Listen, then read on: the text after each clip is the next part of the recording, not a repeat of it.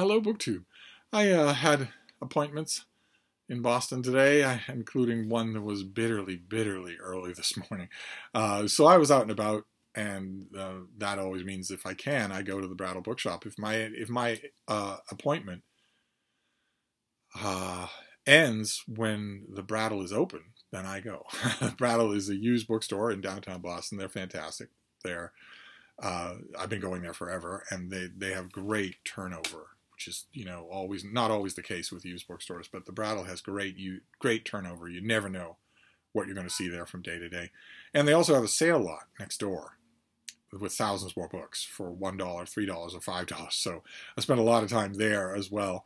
It was fairly temperate this morning, just a little bit on the cool side.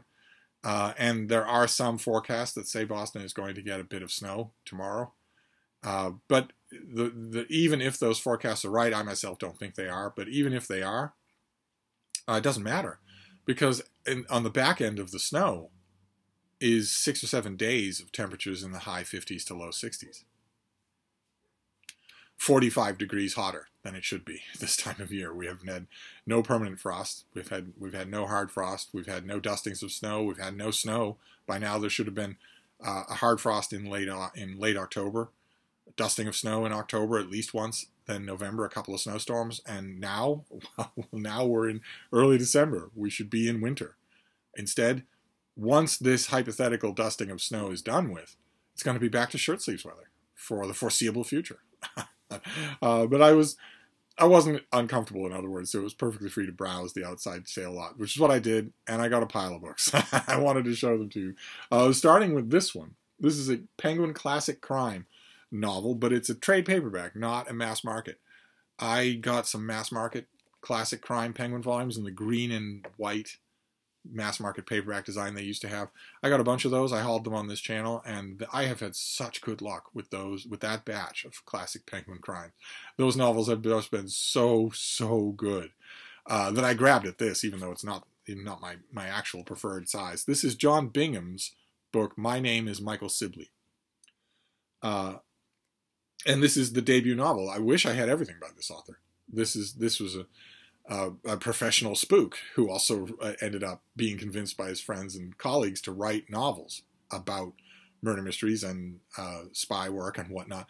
I think he wrote 20 books, something like that. I don't think I've ever held one in my hand that was actually mine. I've read the ones that I've read from the library.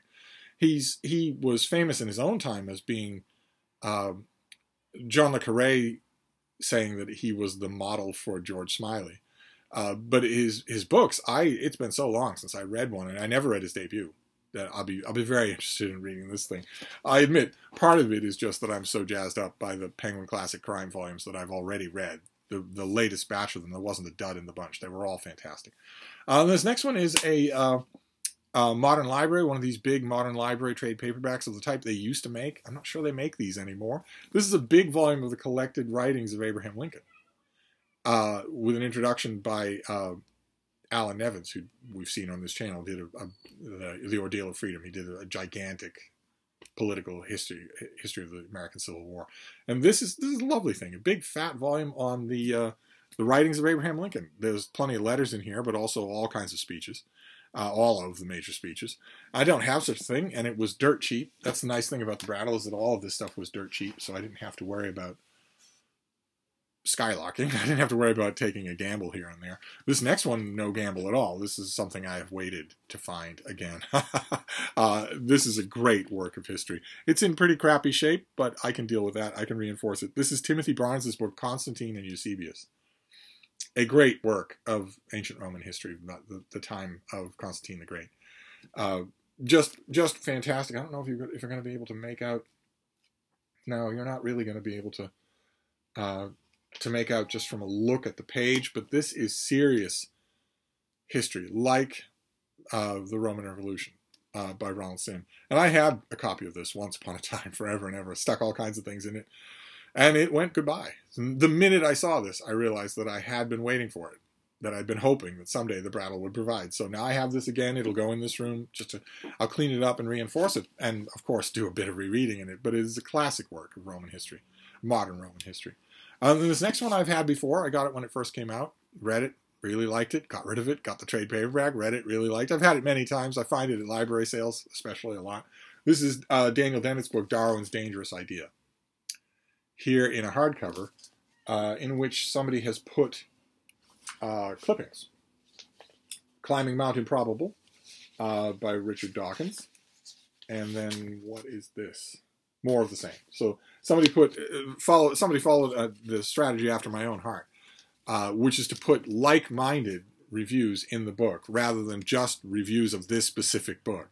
I do that all the time. The books in this room are full of stuff like that, where if it's a book about Edwardian England or Greek myths, anything interesting that I find on that subject, I will cut out, date, and trim and put in that book, whether it's a review of that book or not. And this is, in my opinion, Daniel Dennett's most approachable, most enjoyable, popular audience book. It's got a lot less of the wool gathering that he tends to do in his later books. It's very on point. And the dangerous idea is that, in Dennett's view, the dangerous idea is that complexity and regeneration can happen spontaneously, can happen naturally. That no creator is necessary to reach into the picture and make those things happen. That complexity arises spontaneously and then is subject to all kinds of natural pressures to produce everything around us that we see. That is Darwin's dangerous idea. The dangerous idea on The Origin of Species is that when you're done with it, the one thing you do not anymore need is a God doing any of the stuff that you see in the natural world. A God is not necessary for any of the stuff we see in the natural world. And this is it's a whole lot more enjoyable than new atheist tub thumping would be. This is a fantastic popular volume to have on the subject of evolution. If I remember correctly, it's also illustrated. Yeah, it has some illustrations in it. Not as many as I was remembering, but still, you've got little things like that to make the point. The only thing that the person who had this before me didn't do is trim the reviews. You can't do this. You have to trim the review. It can't stick out of the book, or it's going to fall apart. And not just the part that's outside the book is going to fall apart. The whole thing's going to fall apart. So I will trim these. I will trim those reviews. Then this next one is a perfect example of the Brattle will provide. I always say the Brattle will provide, and what that means is that if I discover a lack of something, no matter what it is, the Brattle's turnover and their reach are so great that I will almost certainly see that something at the Brattle, no matter how rare it is, no matter how weird it is or offbeat it is.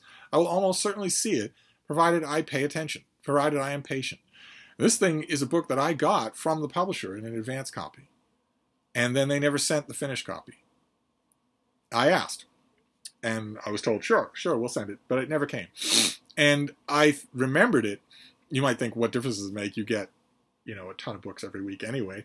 But I remembered it because when I saw the finished copy in a bookstore, I was struck by how beautiful a job the publisher did on the finished copy. The finished copy was a finished copy that I actually want. And it never came. It just never came.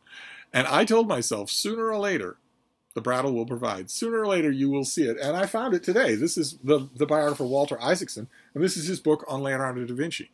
Now, there's no way I'm going to be able to convey to you how heavy this is, how solid a book this is. But I can show you it's incredibly illustrated. All throughout, it's illustrated. Instead of an inset of illustrations on, in the middle of the book, the paper is heavy duty. That's why the book is so heavy. The paper is heavier and laminated so that the pictures are all throughout in full color. It's a beautiful, beautiful book and a great occasion for me to reread this. This came out, 10 years ago? 2017. So, I'm very happy that the Brattle finally provided. I now have a finished copy of this. I don't particularly need it. I have a few Leonardo da Vinci biographies. Serge Bremley's, I don't think, can be beaten. This book doesn't beat it. But that's in terms of, the number one best. That you can still, Isaacson is still a fantastic thinker on biographies, on writing biographies. I remember loving this book. And I wanted it for its beauties as well. It's a physical edition that I really wanted. And now I found it. That's great. I'll just have to find room for it on the biography shelves. This next one is Christian theology, Christian scripture, Christian scriptural exegesis, all the type of stuff that is just a definite Steve sweet spot. This is by Craig Blomberg, and it's Jesus and the Gospels, an introduction and survey. And it's all about, heavily footnoted, all about the Gospels, the Acts, the letters, the history of those things, the history of the early church. This is a revised edition. Is it say so? Yes, this is a revised edition of this book. I had the original edition of this once upon a time, a long time ago, and read it until it fell apart. I loved it. Absolutely loved it. It says introduction and survey, but it can get pretty deep. It can get, it takes no prisoners, and I love that in a book like this. And I as far as a Christianity section, a collection of Christianity books, that's another one that will probably make its way into this room. Depending on I've never read the second edition, so depending on how good it is compared to the first one, could easily come in here. And then this next one, probably the find of the day, if that's not Constantine and Eusebius. I found yet another book on owls. This is the last time I went to the Brattle, or the last time but one, I found a big oversized thing on owls and natural history. And today I found one, Owls of the World, also big and oversized, with photographs, but also drawings. There are also drawings throughout here, not just of dead owls, but also of live ones. Let me get you a live, yeah, there we go. And I confess, this is a sweet spot of mine. This is a sweet spot of mine is natural history books that give you both photographs and original drawings. I love the feel that they give to a natural history book. And this is just a run-through of all the various owls of the world, their distribution, something of their nature, that sort of thing. The owls in natural history is in this room. I pored over it for the better part of 2 days and then reinforced it and brought it in here. And this is going to go in here as well. That'll make, I think, 5 owl books in this room. That was just a delight to find this. So there you go. That was the Brattle. That was the Brattle today. So we have Owls of the World. We have Jesus and the Gospels, an introduction and survey. We have Walter Isaacson's biography of Leonardo da Vinci, full of illustrations. We have Darwin's Dangerous Idea by Dan Dennett. We have Constantine and Eusebius by Boston boy, Dan Dennett. We have Constantine and Eusebius. I've never expected to find another copy of that book. The Writings of Abraham Lincoln in this lovely modern library edition. And finally, My Name is Michael Sibley, the debut novel by John Bingham as part of the Penguin Classic Crime series. So I'm hoping that it continues the good luck streak that series has brought me. But anyway, I'm a little bit wrecked, so I'm gonna wrap this up. But I'll be back. Thank you, BookTube.